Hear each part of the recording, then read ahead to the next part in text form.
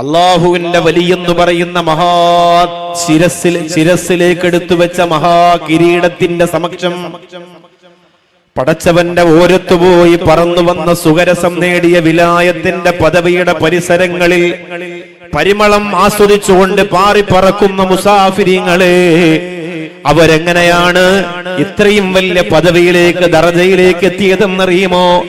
അതിന്റെ ഒന്നാമത്തെ വാതിൽ ദിക്റാണ്. ഒന്നാമത്തെ വാതിൽ ദിക്റാണ്. ശുക്ർ വരുന്നത് പിന്നെയാണ്, സബർ വരുന്നത് പിന്നെയാണ്, എല്ലാ പദവികളും നേട്ടങ്ങളും വരുന്നത് പിന്നെയാണ്. തുടക്കം ദിക്ർ തന്നെയാണ്. അതുകൊണ്ട് തസ്ബീഹുമാലയുമായി നടക്കുന്നവരെ കണ്ടാൽ നിങ്ങൾ കുറ്റപ്പെടുത്തരുത്, അവരെ പരിഹസിക്കരുത്. എത്ര വിരലിൽ തസ്ബീഹുമാല ഇട്ടുകൊണ്ട് നടക്കട്ടെ, അവര് തസ്ബീഹ് വാഹനത്തിന്റെ അകത്ത് ചൊല്ലിക്കൊണ്ട് നടക്കട്ടെ, കുപ്പായത്തിൽ അവരുടെ പോക്കറ്റിൽ തസ്ബീഹുമാല കൊണ്ട് നടക്കട്ടെ, അവരെ പരിഹസിക്കരുത്.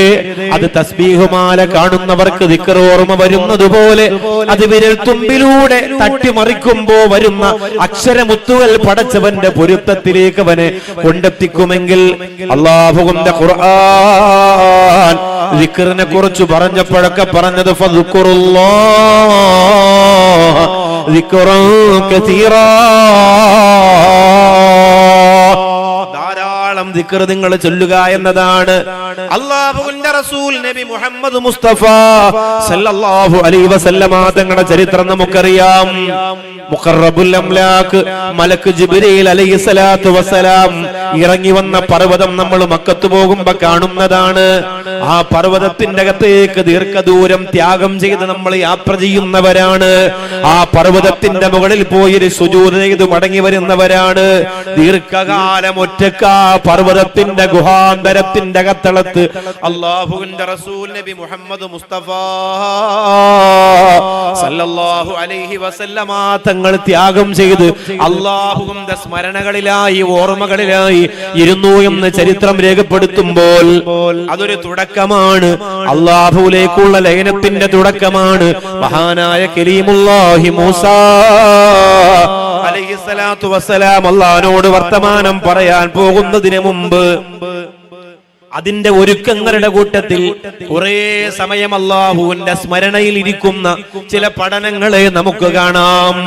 മടവൂര് മഖാമിന്റെ പരിസരത്ത് പരിമളം തേടിയെത്തി എന്റെ പ്രിയപ്പെട്ട മുഅ്മിനീങ്ങളോട്, എന്റെ പ്രിയപ്പെട്ട സഹോദരങ്ങളോട് പറയുകയാണ്, ആ ദിക്റിന്റെ വാതിൽ നമുക്കങ്ങ് തുറന്നു വെച്ചാലോ? പ്രയാസങ്ങളുടെ, പ്രതിസന്ധികളുടെ, കഷ്ടപ്പാടിന്റെ, നൊമ്പരത്തിന്റെ എല്ലാ ഭയാനകരമായ ചിന്തകളും മനുഷ്യനെ വേട്ടയാടിക്കൊണ്ടിരിക്കുന്ന സമയത്ത് അല്ലാഹുവിന്റെ ദിക്ർ തരുന്ന സമാധാനം വളരെ വലുതാണ്.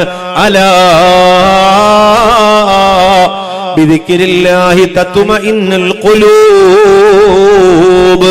പർവ്വതം ഇടിഞ്ഞു വീണാലും പുഞ്ചിരി തൂകിക്കൊണ്ട് പടച്ചവന്റെ സിംഹാസനത്തിന്റെ ചോട്ടിൽ വന്നിരിക്കാൻ അല്ലാഹുവിന്റെ ഔലിയാക്കൾക്ക് കഴിയുന്നെങ്കിൽ ദിക്റിന്റെ കവാടം തുറന്നുകൊണ്ട് പ്രയാസങ്ങളുടെ, പ്രതിസന്ധികളുടെ, വാർത്താമാധ്യമങ്ങളുടെ ക്രൂരമായ അമ്പുകൾ നമ്മുടെ കൽബിൽ തറക്കുമ്പോൾ സുബ്ഹാനല്ലാഹി വബിഹംദിഹി സുബ്ഹാനല്ലാഹിൽ അലീം മറക്കരുത്. നമ്മള് അല്ലാഹുവിന്റെ റസൂൽ നബി മുഹമ്മദ് മുസ്തഫ സല്ലല്ലാഹു അലൈഹി വസല്ലമ തങ്ങള് അബൂജഹൽ മൂർച്ച കൂട്ടുന്ന വാളിന്റെ ഇടയിലൂടെ ദിക്ർ ചൊല്ലി നടന്നു പോകാൻ കഴിയുന്നുണ്ടെങ്കിൽ, വട്ടം കൂടിയിരുന്ന ഇസ്ലാമിന്റെ ശത്രുക്കൾക്ക് മുന്നിൽ കാരുണ്യത്തിന്റെ നിറനിലാവ് പുഞ്ചിരി തൂകിയിട്ട് ഉദിച്ചു നിൽക്കാനും കഴിഞ്ഞു പോയിട്ടുണ്ടെങ്കിൽ അത് ദിക്ർ കൊടുത്തിരിക്കുന്ന ഒരു ആർജവമാണ്.